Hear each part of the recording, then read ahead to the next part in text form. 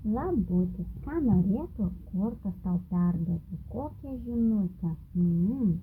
Meilė. Kalba apie pasirinkimą. Pasirinkimą moteriai, ne? Moteris dabar gali sukurti savo ateitį. Galbūt jinai jau kūrė, ne? Jau piešia savo ateitį, kaip jinai ją norėtų matyti, tačiau dar vis lieka neapsisprendusi vystyti.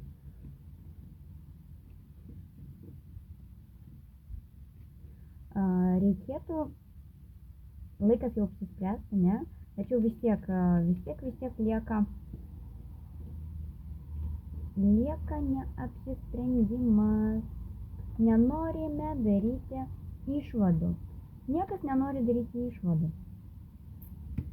Ir tai truks gana ilgai, tol, kol sąmonė persivers, sąmonė apsivers, kol bus tokie pokyčiai kaip, kokie galėtų būti pokyčiai, kurie prives prie aiškumo. Galimai bus skyrybos. Tik tada kažkaip gyvenimas apsivers ir suprasit, kur eiti, ką daryti, kaip toliau gyventi, kol neįvyks kažkoks tai procesas toks gana skaudus, tol ir būsit neapsisprendę, tol ir būsit tokie kaip ant dviejų kėdžių galbūt kažkas, ne?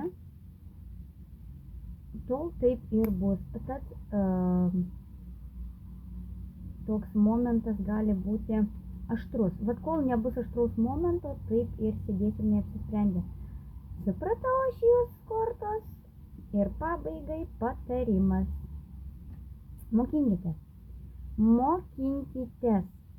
Mokinkitės iš visur, kur galima. Reiškia, kažkam reikia psichologo, kažkam reikia mokytojo, kažkam reikia vedlio, kažkam reikia mamos ar tėvo patyrimų, kažkam reikia tiesiog jogos, ne? Kažkam reikia tiesiog YouTube'ės, ne? Kažkokių psichologinių pažiūrėti YouTube'ės video, ne? Galbūt TikTok'e kažkokį tai video. Žodžiu, jūs turite dabar galimybę mokintis analizuoti savo situaciją, kitų situaciją, galbūt kažkam sugebėsite netgi padėti. Taigi, mokslai. Tai ne tie patys mokslai kaip mokykloje, tai gyvenimo mokslai, tačiau mokintis teks. Kitaip nieko gero nebus. Tiesiog jūs verčia mokintis. Na kągi, sėkmės.